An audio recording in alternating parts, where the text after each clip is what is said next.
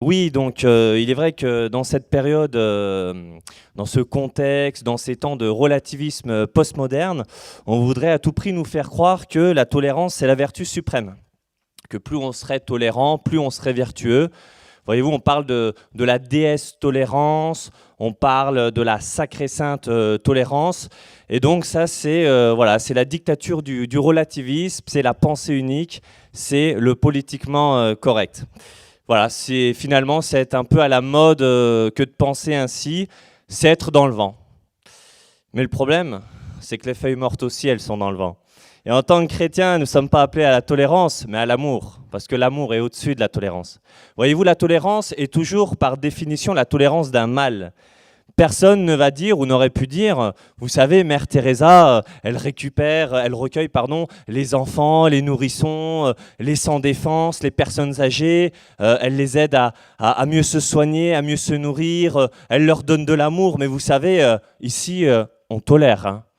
Non, personne n'aurait dit, vous savez, la société qui laisse les marginaux, les laissés pour compte, les sans domicile fixe, les sans-abri, voilà, dans les rues. Et l'abbé Pierre va à leur rencontre, il les aide à mieux boire, à mieux se soigner, il leur porte assistance. Mais vous savez, on tolère l'abbé Pierre. Hein. On tolère l'abbé Pierre, c'est toléré. Non. Moi, j'ai jamais vu quelqu'un qui disait, vous savez, le chirurgien, il a fait un travail exceptionnel, mon petit-fils était entre la vie et la mort, vraiment, il a fait un travail remarquable, il lui a sauvé la vie, l'opération a duré 8 heures. Ah, j'ai pris sur moi, hein, vraiment, c'était pas facile, mais j'ai fait preuve de tolérance. Non, on va pas tolérer, c'est bien. Voyez-vous. Par contre, ce qu'on va tolérer, c'est le dealer au coin de la rue qui essaye de refourguer ses pilules d'ecstasy, sa résine de cannabis, son hashish. Voilà. Si votre voisin se drogue, ben, soit vous tolérez, et vous trouvez toutes les bonnes, mauvaises raisons de ne pas l'aider. Hein. Il est responsable. Hein. Il est grand, il est majeur, il est vacciné, il sait ce qu'il fait, il sait ce qu'il fait. Tu sais, on veut pas se fâcher, hein. Je veux rien lui imposer, tu sais, il est grand, je le laisse libre. Donc, soit vous trouvez les excuses, soit vous trouvez les moyens, hein, alors que si vous l'aimez, ben vous allez lui dire non, ne prends pas cette drogue parce que cette dernière va te détruire. Voyez-vous? Si votre fils, il veut manger de la glace à l'eau tous les jours, ben soit vous tolérez, soit vous l'aimez et vous lui servez des repas équilibrés, même s'il n'aime pas les épinards ou les choux Bruxelles. Voilà. Ensuite, quand on parle de tolérance, bien souvent, c'est la tolérance de tout, sauf de la foi chrétienne. Voyez-vous, on parle d'intolérance de la tolérance. Voyez-vous ? Et donc, la tolérance est la porte ouverte à tous les abus, à tous les vices. Prenons un exemple. Quelqu'un qui est tolérant du mariage homosexuel, mais qui ne serait pas tolérant de la polygamie, eh bien, va se faire traiter d'intolérant par celui qui est tolérant du mariage homosexuel et qui est tolérant de la polygamie. Mais si celui qui est tolérant du mariage homosexuel et de la polygamie n'est pas tolérant de la législation de l'inceste, il va se faire traiter d'intolérant par celui qui est tolérant du mariage homosexuel, tolérant de la polygamie et tolérant de la législation de l'inceste. Voilà, on peut continuer, ça peut aller loin comme ça. Voilà. Donc la porte ouverte à tous les abus, à tous les vices. Et on arrive aussi à des situations absurdes. Voyez-vous, vous êtes tolérant, monsieur ? Ah oui, oui, je suis tolérant. Vous êtes vraiment tolérant. Ah oui, oui, j'ai beaucoup de tolérance, moi. Je tolère, moi. Je ne suis pas comme vous, je tolère. Vous êtes vraiment tolérant, monsieur. Ah oui, oui, je tolère. Eh bien, tolérez mon intolérance. Et c'est là il va se dire, mais attends, c'est vrai, si je suis tolérant, je me dois de tolérer son intolérance. Mais je suis trop bête. Vous voyez ce que je veux dire ? On arrive à des absurdités. Et donc, quelqu'un qui parle de tolérance, qui qu'il soit, il a des convictions, des idées, des croyances. Et vous aussi, nous aussi, on a des idées, des convictions, des croyances. Et chacun des deux pense que ce qu'il dit est vrai. Voyez-vous ? Donc pourquoi, quand toi, tu as des idées, des convictions et des croyances, tu es tolérant ? Et quand moi, j'ai des idées, des convictions et des croyances, je suis intolérant. Voyez-vous, ça, c'est plutôt à méditer. Voilà. Donc, en tant que chrétien, on n'est pas appelé à la tolérance, mais à l'amour. Et comme le disait G.K. Chesterton, qui était un célèbre écrivain anglais, converti au catholicisme, il disait la tolérance, c'est ce qui reste aux hommes qui n'ont pas de conviction. Voyez-vous? Donc toi, tu n'as rien d'autre à me proposer, tu ne peux que tolérer, tu n'as pas de conviction, tu ne peux faire que tolérer. Voyez-vous, c'est une faiblesse. Et en plus d'être une faiblesse et d'ouvrir la porte à tous les abus, à tous les vices, et ben en plus, c'est une condescendance. Voyez-vous? Ah, ces gens qui sont là, je tolère, hein, je les tolère. Voyez-vous? Alors qu'on doit les aimer. Dieu, il ne dit pas tolérez-vous les uns les autres. Dieu, il dit aimez-vous les uns les autres. Voilà. Donc ça, c'était par rapport à la tolérance. Deuxièmement, par rapport à la sincérité. Souvent, vous croiserez des personnes qui diront « Mais tu sais, je suis très sincère. Hein. Ah non, mais je suis vraiment sincère. Hein. » Et puis d'autres qui répondront « Non, mais tu sais, il est sincère. Hein. » Et le problème, c'est que la sincérité n'est pas un critère objectif de vérité. Voyez-vous, on peut être sincère et être dans l'erreur. Ce n'est pas parce que vous croyez sincèrement qu'à votre mort, vous allez vous transformer en une banane, en une carotte ou en Woofy le petit chien, que par votre conséquence, à votre mort, vous devenez une banane, une carotte ou Woofy le petit chien. Voyez-vous, c'est pas parce que je crois sincèrement que je suis riche que du coup j'ai des millions d'euros sur mon compte. La sincérité n'est pas un critère objectif de vérité. Adolf Hitler était très sincère. Il pensait sincèrement que les Juifs étaient le problème à l'économie allemande et qu'il fallait tous les éradiquer, et il avait tort. Ceux qui se sont fait exploser contre le World Trade Center, pensant se retrouver dans le paradis d'Allah avec 72 vierges, étaient très sincères. Ils étaient très sincères. On ne peut pas leur reprocher leur manque de sincérité. Comment ne pas être plus sincère que de donner sa vie pour ce que l'on croit? Voyez-vous? Les gens, ils ne vont pas vous dire je suis dans l'erreur et je crois vraiment que... non, on peut être sincère et être dans l'erreur. Personne ne va toquer chez vous, toc, toc, toc, bonjour, nous croyons en un faux Dieu. Ça vous dirait de l'adorer avec nous? Ou sinon, toc, toc, toc, bonjour, nous croyons en un faux prophète. Ça vous dirait de donner votre âme? Non. Vous voyez ce que je veux dire? C'est... Voilà, j'imagine mal des témoins de Jéhovah vous dire, bon, vous savez, quand vous venez à la salle du royaume, on vous prend un relevé d'identité bancaire, hein, puis une fois qu'on a pris le RIB, on vous prend votre cerveau, on vous prend votre argent, on vous prend votre âme. Hein. Enfin, non, bon, c'est un peu une petite caricature, quoi. Mais, bon, c'est un peu vrai quand même. Donc voilà, la sincérité n'est pas un critère objectif de vérité. On peut être sincère et être dans l'erreur, et j'en suis sincèrement désolé. Troisièmement, par rapport au relativisme. Alors, il est vrai que les dictateurs du relativisme assènent beaucoup de contre-vérités, de slogans, d'affirmations, mais toujours sans rien prouver. Et donc, il faut le reconnaître, certains parmi eux sont vraiment dogmatiques, hein, fermés, intolérants pour le coup, obscurantistes, extrémistes. Et donc, ils assènent des vérités du genre « Dieu n'existe pas, il n'y a pas de vérité, il faut toujours être sceptique ». On ne peut pas être objectif. Non, il ne faut pas apporter de jugement. Voyez-vous? Et il faut leur apporter des réponses. Et donc, soit on a le temps de discuter 1 heure, 1 heure et demie, 2 heures, et de partir dans des discussions métaphysiques, philosophiques, et c'est très bien. Ou soit on n'a pas le temps, et du coup, il faut faire court. Et donc, je vous propose de partager une technique que les Américains appellent la Roadrunner tactique. Pourquoi Roadrunner? Parce que c'est la traduction anglaise du dessin animé Bip Bip et le Coyote. Alors vous savez, il y a Bip Bip qui est très intelligent, qui est très rapide, qui court, et donc lorsqu'il arrive au bout de la falaise, plutôt que de foncer dans le précipice, eh ben, il passe de l'autre côté. Seulement le coyote qui est derrière, lui il court, il arrive devant le précipice, il continue à courir, il court, il est en l'air, puis au bout d'un moment il ralentit, et puis il se rend compte que ses pieds ne reposent sur rien, qu'il n'y a pas de fondement. Il regarde et il s'aperçoit qu'il y a un vide abyssal, et il s'effondre. Voyez-vous, c'est un peu l'idée,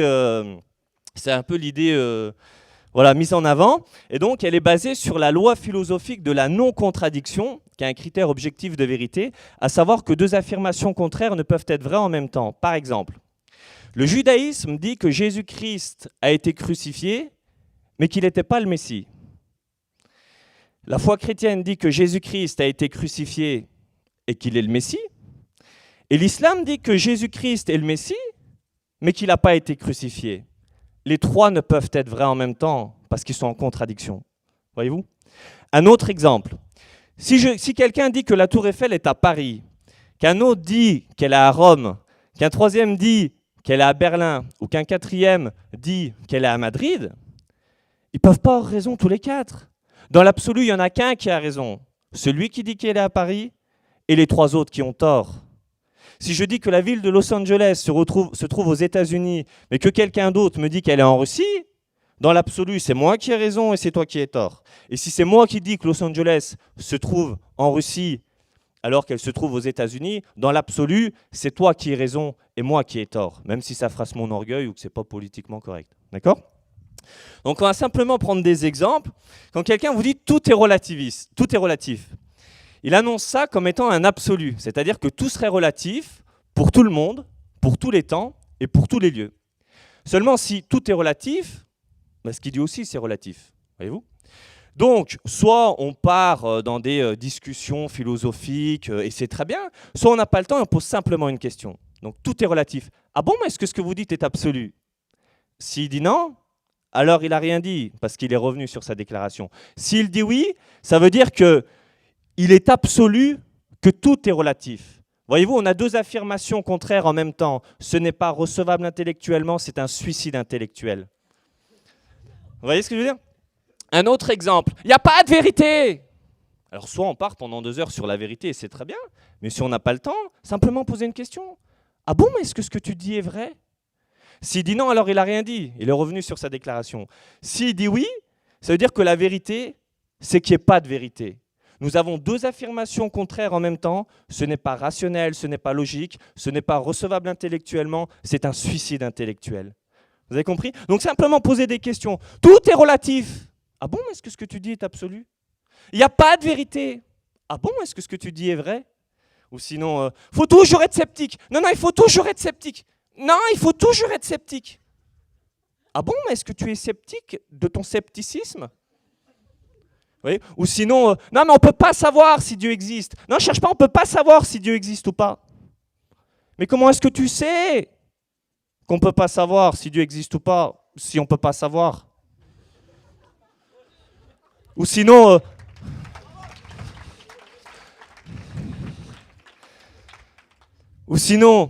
non, mais on ne peut pas être objectif. Non, l'objectivité n'existe pas. On ne peut pas être objectif.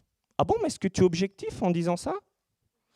Voyez-vous ? Ou sinon, faut pas porter de jugement. Vous savez, quand vous dites ça, c'est vraiment mal. Ah non, mais il ne faut pas porter de jugement. Mais pourquoi est-ce que tu portes un jugement en disant qu'il ne faut pas porter de jugement ? Vous voyez ce que je veux dire ? Un jour, un chrétien était à la radio aux États-Unis et donc il critiquait ce que disaient certains chrétiens.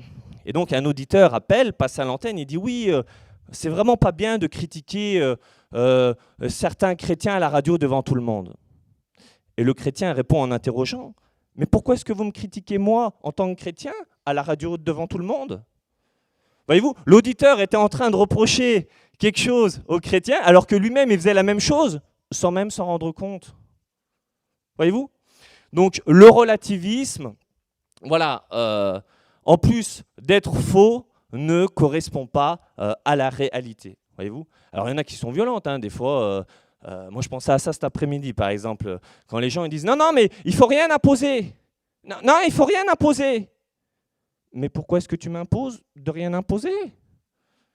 Et il y en a plein comme ça. Alors il y en a une qui est violente, c'est « Mais qui es-tu ? Mais qui es-tu pour dire ça ?» Alors soit on prend le temps de répondre, qui je suis, écoute, je suis un être humain qui a un cœur, qui a une intelligence, une conscience, une raison, une capacité à distinguer le bien et le mal, et donc on prend le temps et c'est très bien. Soit on répond en posant une question, donc quelqu'un vous dit « Mais qui es-tu pour ? Mais qui es-tu pour dire qui es-tu » Vous voyez ce que je veux dire ? Voilà. Donc, le relativisme est faux. Voilà. En plus, il ne correspond pas à la réalité. Si, je ne sais pas, moi, demain, vous essayez de troquer une clé à molette contre un ordinateur dernier cri, je ne sais pas si vous allez trouver preneur. Si tout était relatif, les hôpitaux psychiatriques n'existeraient pas. Qu'est-ce qu'on pourrait ajouter sur le domaine? Oui, alors il existe des valeurs morales absolues universelles qui viennent de Dieu, qui ont été gravées donc, sur le cœur humain, dans la conscience. Et donc, un jour, un professeur professeur de philosophie, avait donc donné comme sujet à ses élèves « Tout est-il relatif ?» Et donc, il y a un de ses élèves qui avait écrit oui, tout est relatif parce que tu aimes la glace à la vanille, mais j'aime la glace au chocolat, etc., etc. Et donc, le professeur, il lui a mis 0 sur 20. Et il a mis en observation, je t'ai mis 0 sur 20 parce que tu as écrit avec de l'encre bleue. Mais moi, ma couleur préférée, c'est la couleur rouge. Voilà pourquoi je te mets 0 sur 20. Eh bien, voyez-vous, c'est en faisant ainsi que l'élève a compris que c'était absolument mal de lui mettre 0 sur 20 parce qu'il avait écrit en une couleur qui n'était pas la couleur préférée de son professeur.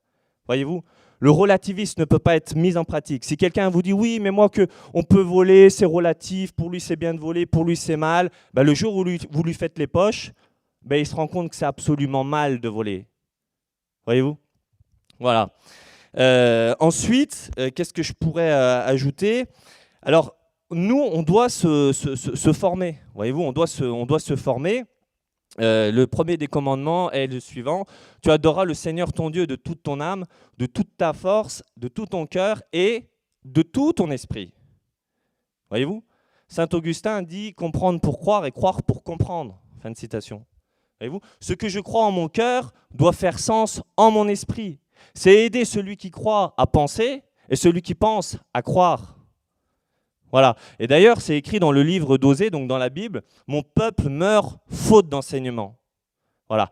Et on doit se former. Jésus dit « Soyez doux comme des colombes et rusés comme des serpents ». Rusés comme des serpents et doux comme des colombes, mais pas naïfs comme des pigeons. Non, mais on n'a pas une tête à piquerer du grain. Voyez-vous, c'est... Non, mais... Jésus, il dit, mais si quelqu'un te donne une gifle, tends-lui l'autre joue. Si quelqu'un te demande ta veste, donne-lui ta chemise. Si quelqu'un t'oblige à marcher 1 kilomètre avec lui, marche-en 2 avec lui. Bénissez vos ennemis, priez pour eux, faites-leur du bien. Et votre Père Céleste qui est aux cieux vous récompensera. Mais il ne dit pas de se gifler soi-même. Il ne dit pas, ouais, tire-toi une balle dans le pied. Vous voyez? Voilà. Et voilà, on devrait être capable, en tant que croyant, de dire premièrement, pourquoi je suis croyant ? Et pas athée, agnostique ou sceptique. Deuxièmement, pourquoi je suis chrétien et pas juif, musulman, hindouiste, bouddhiste, sikhiste, shintoïste, chamaniste, mormon, témoin de Jéhovah, raélien, scientologue, franc-maçon. Troisièmement, pourquoi une fois en tant que croyant et en tant que chrétien, je suis catholique ? Et pas comme nos frères orthodoxes ou protestants, et chez les protestants, les baptistes, les calvinistes, les pentecôtistes, les presbytériens, les méthodistes, les anglicans, les évangéliques, les angéliques aussi, ça existe, hein, les chrétiens angéliques. Voilà. Et donc c'est important, comme le dit Saint Pierre, d'être toujours prêt, de rendre compte de l'espérance qui nous habite. Voyez-vous, tout ne se vaut pas. Voilà, le relativisme veut faire croire que tout ne se vaut pas. On l'a démontré que c'était faux. Mais même au niveau des religions. Alors la foi chrétienne, c'est plus qu'une religion, c'est plus qu'un dogme. Voilà, c'est pas un courant de pensée, c'est avant tout une personne. La personne de Jésus-Christ. Et quand vous analysez différentes religions, bon, on n'a pas trop le temps, mais par exemple, Mahomet, pour les musulmans, il a dit, donc Mohammed, je suis l'envoyé d'Allah, je suis Rasoul Allah. Bouddha, il a dit « je suis l'éveillé ». Lao Tse, Confucius, on dit d'eux qu'ils étaient des sages. Joseph Smith, le fondateur des Mormons, a dit qu'il était un prophète de Dieu. Charles Taze Russell, le fondateur des Témoins de Jéhovah, a dit qu'il était un homme de Dieu. Mais Jésus-Christ, lui, il a dit qu'il était Dieu. Il a fait plus que ça, il l'a prouvé. Voyez-vous? Donc entre celui qui dit qu'il est un sage, qu'il est un prophète, qu'il est un envoyé de Dieu, ou qu'il est un pacifiste, ou un moralisateur, et celui qui est Dieu, moi je préfère mettre ma foi en celui qui dit qu'il est Dieu, à savoir Jésus de Nazareth, premièrement. Deuxièmement, Lao Tse, Bouddha, Confucius, Mohammed, etc., ils ont été prophétisés nulle part.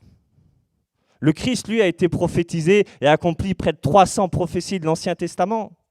Troisièmement, Bouddha, Lao Tse, Confucius, etc. ont commis des écarts par rapport à ce qu'ils ont dit. Voyez-vous, il y a une inadéquation entre leurs paroles et leurs gestes, alors que Jésus n'a commis aucun péché. Jésus-Christ a mené la vie parfaite, une vie d'amour, une vie de sainteté. Il n'y a aucun écart entre ce qu'il a dit et ce qu'il a fait. Quatrièmement, tous les fondateurs de religion, ils sont dans la tombe. Ils sont tous morts. C'est pour ça qu'on parle de personnages historiques. Le Christ, lui, on ne parle pas de personnage, on parle de personne, parce qu'il est ressuscité d'entre les morts. Qui est-ce que vous voulez suivre? Un mort ou un ressuscité?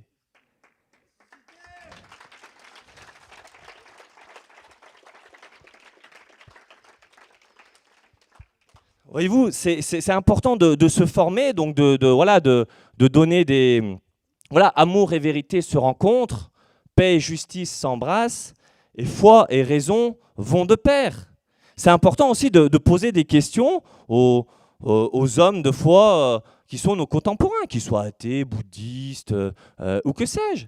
Voyez-vous, moi quand je parle avec un athée, par exemple, je lui dis « mais tu as beaucoup de foi pour être un athée ». Ils ne comprennent pas. Tu as beaucoup de foi. Parce que la foi chrétienne, elle est vérifiée par la paléontologie, par l'archéologie, par le livre de la Bible qui a donné son nom à bibliothèque, parce que dans la Bible, il y a 73 livres écrits par près de 40 auteurs différents, sur près de 1500 ans, en 3 langues différentes, grec, araméen, hébreu, sur 3 continents différents. Il y a près de 3200 prophéties dans la Bible, dont près de 300 accomplies par Jésus-Christ. Le livre de la Bible étant le best-seller de l'humanité, toute la sagesse humaine éclairée par la sagesse divine, disait Victor Hugo, est traduit en plus de 2200 langues et dialectes. Et la Bible, alors que, par comparaison, Jules César, du haut de son empire, après avoir rédigé la guerre des Gaules, on a retrouvé seulement 10 exemplaires. Platon, qui est dans toutes les universités, on a retrouvé 7 exemplaires. Le livre de la Bible, alors que les chrétiens ont été persécutés, massacrés, jetés au lion, on n'a pas retrouvé ni 7 ni 10 exemplaires. On a retrouvé 20 000 parchemins. Voyez-vous, le Seigneur, il disait, le ciel et la terre passeront, mes paroles ne passeront pas. Et on a les preuves.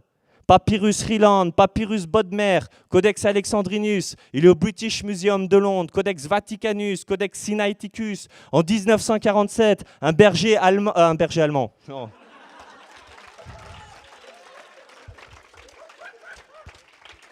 En 1947, un berger arabe a découvert les manuscrits de la mer morte, la grotte de Qumran. Les jarres ont été rapportés au monde scientifique et les parchemins n'ont pas changé.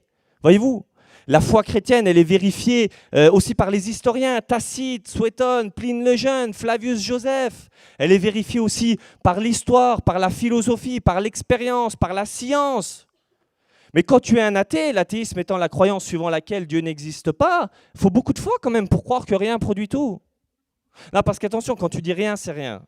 Quand tu dis rien, c'est pas une particule. C'est beaucoup une particule. Hein. Vous êtes d'accord pour dire que c'est beaucoup une particule, hein? C'est beaucoup une particule. Un atome, une molécule. Quand vous avez une boîte à chaussures et que dans la boîte à chaussures, il n'y a rien, il y a un vide. Enfin, il n'y a rien. Il y a un vide.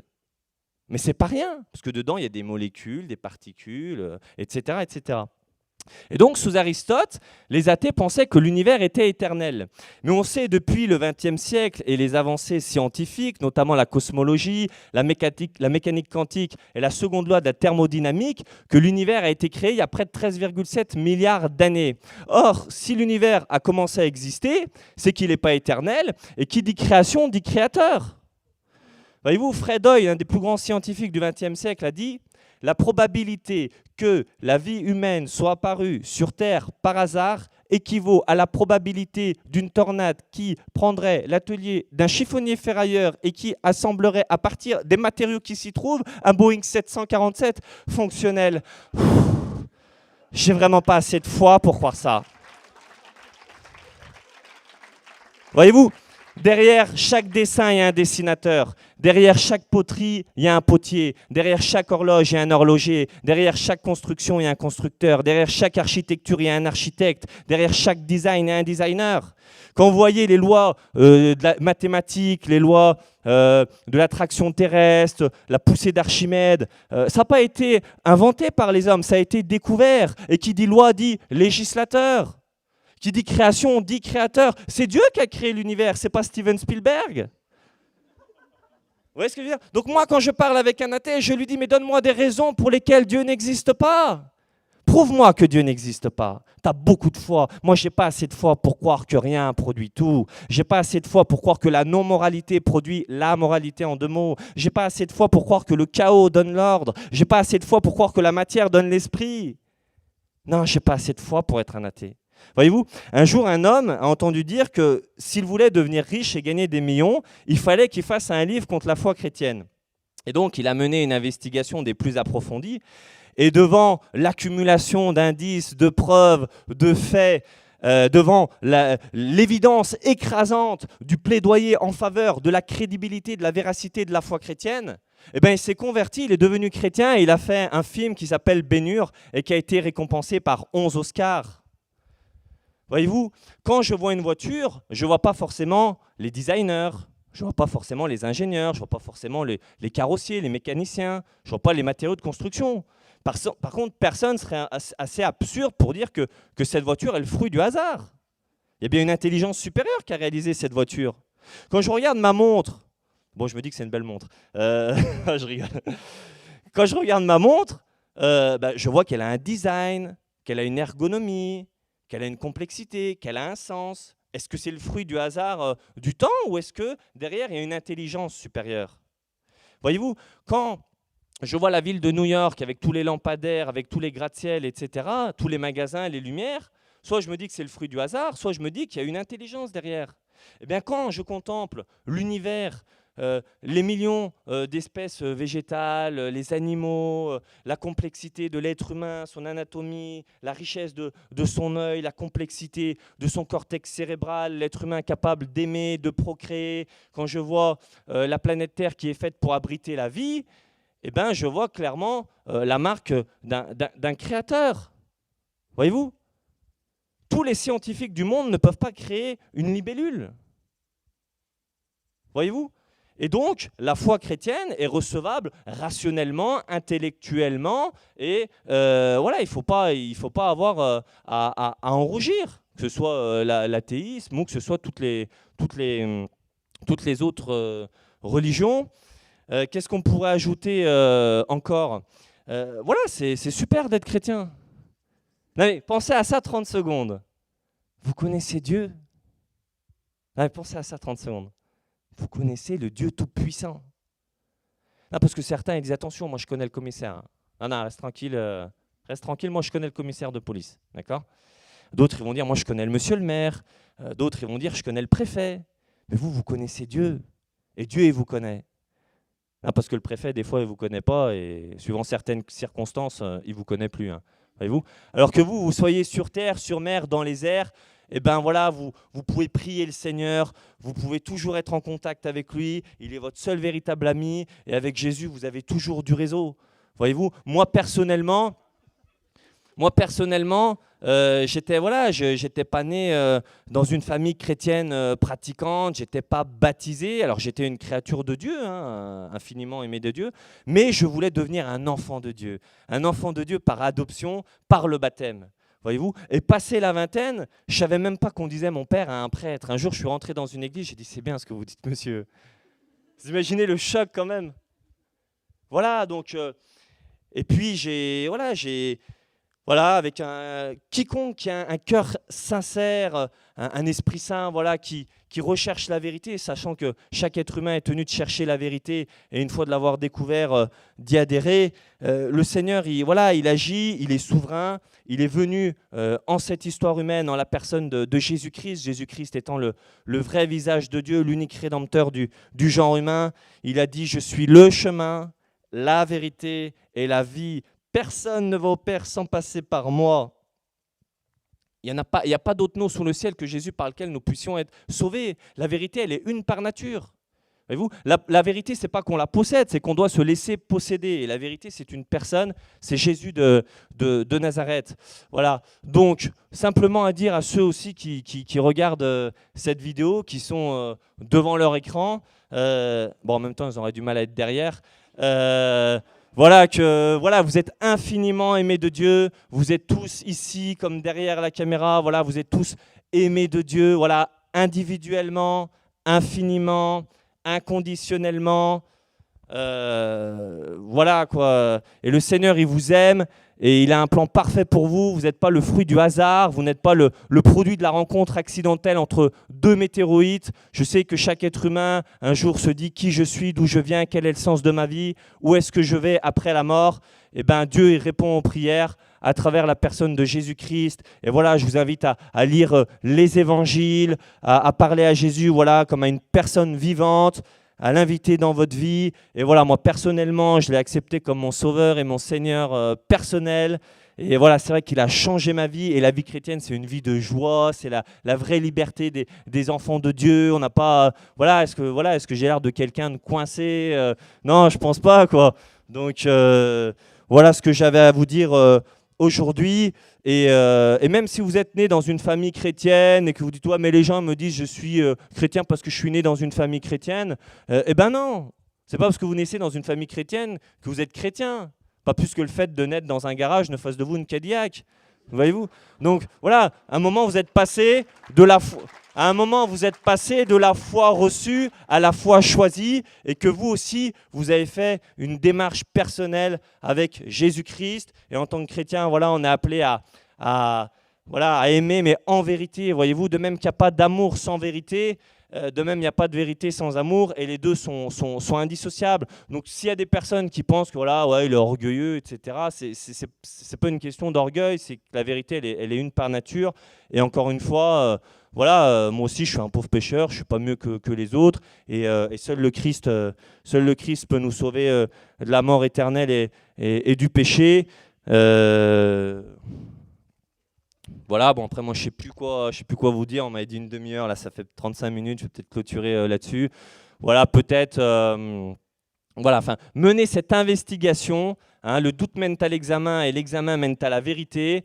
Et la foi chrétienne est recevable intellectuellement, rationnellement, elle a été vérifiée, elle est vérifiable, et tous les autres systèmes de croyance, religion ou pas, ont un dossier vide. Voilà, et quiconque a un cœur sincère et un esprit saint, s'il recherche la vérité, rencontrera Dieu en la personne de Jésus-Christ. Voilà, des terroristes, des mafiosi, des braqueurs de banque ont cherché la vérité et leur vie a été changée par la personne de Jésus. Et tout le monde peut faire l'expérience. Et Dieu il dit, vous me chercherez, vous me trouverez si vous me cherchez de tout votre cœur. Jésus il dit, voilà, voici que je me tiens à la porte et que je frappe. Si vous m'ouvrez, moi et mon Père, on sera avec vous. Jésus il ne va pas s'introduire chez vous parce qu'il est un gentleman. Voilà. Bon, j'ai dit beaucoup de choses. Peut-être finir avec une citation de James Irwin qui a mis les pieds sur la lune. Ma foi, ils ne sont pas des millions. Et il a dit, le plus important, ce n'est pas que l'homme ait marché sur la lune, mais que Dieu ait marché sur la terre en Jésus-Christ. Amen.